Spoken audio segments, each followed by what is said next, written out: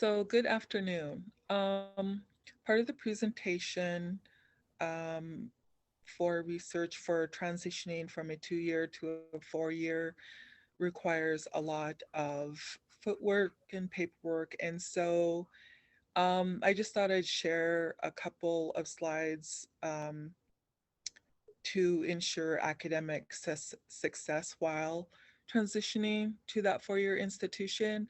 And so I found a research paper talking about how having a culturally strong background ensures success for Native Americans, minorities who are making that transition. And so some of the things that I have found include having a strong cultural background, whatever that may be. For Native people, it may be ceremonies, cultural beliefs, actively um, practicing that culture. And it just gives that person more self confidence to achieve that academic assess. And another important point that was included in the article was having a really strong supportive family system. The mother, the father, whoever those guardians are, a lot of people, it's grandparents, aunties, uncles, siblings, friends, um, people to lean on when you're going through that struggle of achieving that 4-year degree. What another, from a personal experiences, my own personal experience was that having a strong academic advisor who believes in me and respects the fact that I am Native and that there are certain beliefs that I actively participate in and believe in, stemming from my traditional or my Native background. And so having that academic advisor who believes in that makes a big difference. And if you don't feel like you have that academic advisor who supports you, you are no under no obligation to stay with that advisor. You have that obligation to yourself and um, everyone else to find that person who does believe in you. And so also I found that having a student mentor or any other mentor that could be your elder back home or a person in your local college community that has made that transition successfully in previous years to help guide you and give you advice. And most campuses encourage uh, mentor contact. And so just someone in the Native American resource, excuse me, resource center on your campus, don't be afraid to go there and talk to people and find someone that you can really relate to and who are facing the same struggles that you are. And so next slide. Okay, so transitioning to a four-year university, like I said, takes a lot of paperwork and footwork. And um, researching colleges and universities in the area of study that you're interested in makes a big difference in achieving academic success. And so it may be in your state, in your local area. Um, most college uh, tribal community colleges have a 4-year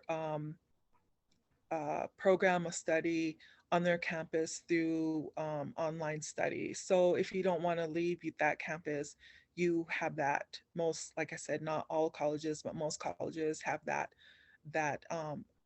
that right there, the opportunity to achieve that 4-year degree.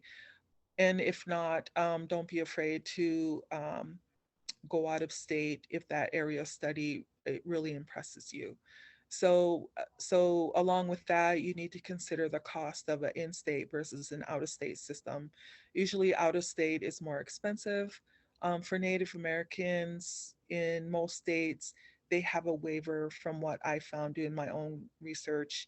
Montana, like the state of Montana, North Dakota, I'm not sure if South Dakota has a Native American fee waiver, but like Washington State, they work with Native students for waivers, I think. Okay, so and the next thing is to um, once you make that decision for that university to submit your transcripts, the your studies that you had previously achieved may not transfer to that institution. And so to submit those transcripts, as soon as possible to see which of those credits will transfer, and it might mean retaken a specific course, but you can challenge that. And most universities will say, well, can I get your syllabus for that class? And they'll look at that syllabus and decide whether it meets the standards for that class. And so you might be able to. So don't just take no for an answer, but um, talk to that professor or that department and see if you can do that. And so so if you're successful to achieve or to transfer as many credits as possible means less time in school. And so another thing that's really important is to immediately submit your FAFSA. And to do that, you have to do that in order to qualify for scholarships, grants, Native American fee waivers, any other financial aid that you're looking at. It has to be submitted.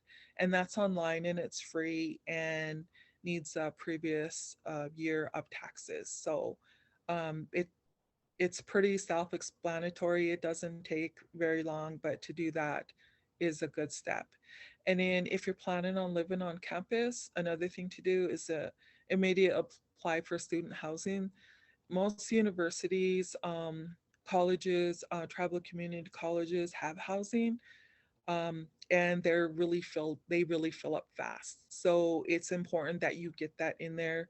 It usually requires a deposit, and so if you can do that as soon as possible, I mean, it really saves you a lot of stress about finding housing. um, and then one thing that I've experienced for myself is follow up on phone calls. Call the financial aid office to see if they received all your documents, because even if you submitted those documents doesn't mean that they arrive there and are put into your file. I've had many experiences where say my waiver wasn't on file and so I had to submit it again, and you won't get that waiver until it's in your file and on in your records. So that's really important. And follow up with the transcript, follow up with the financial aid, whatever that may be, and your housing, especially your housing. And so most campuses have, once you apply to that campus, they have their own email system.